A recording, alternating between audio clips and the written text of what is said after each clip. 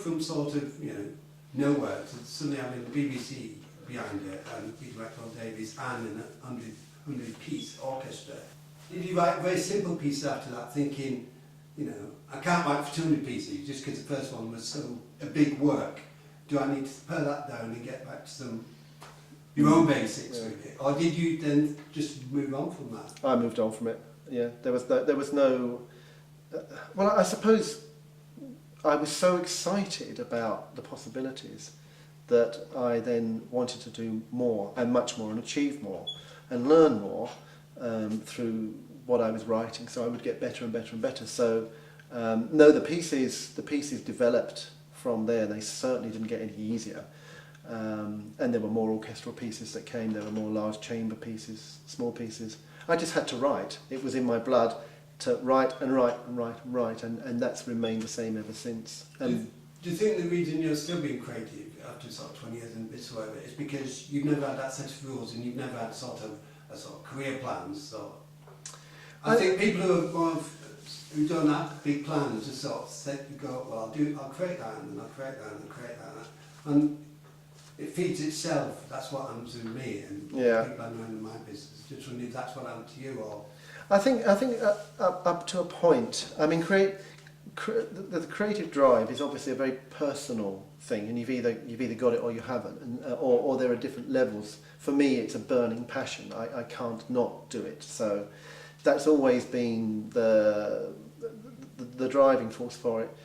My mind tends to think of new things, and I want to get them out and get them written down and all the rest of it. So I am driven to do that no matter what.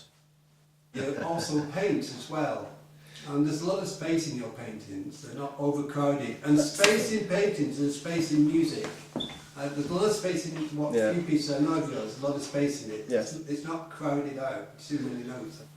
You're absolutely right bringing up the painting, because part of what's kept me creative, and that was the original question, how is that still kind of going, is because of the way I feed off visual art, and because I paint myself. So that sounds like I do the body paint, but because I paint, and there's always new stuff to discover in that, and always there's just so many things in life to be inspired by. I think is what keeps me going. And as I mentioned in my talk, fascinations for geology and weather and fractals and chaos theory and all these other things. It's they are strong driving forces, and the pieces you heard today were quite spacious ones, but a lot of the stuff I do is actually densely packed information, verging on chaotic, and I'm fascinated by chaos. I'm fascinated by flux.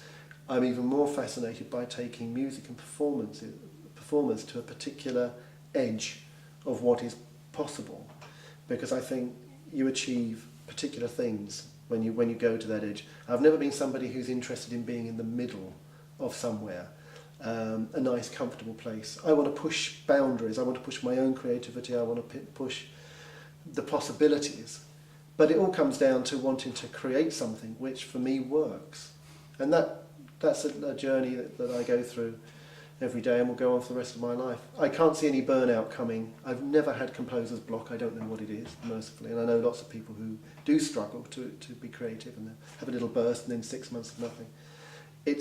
For me, it's like turning a tap on, literally. Stuff is churning in my head. As soon as I've finished something or I'm working on something, the next ideas are formulating, and then given the opportunity, a commission or whatever, then out it comes.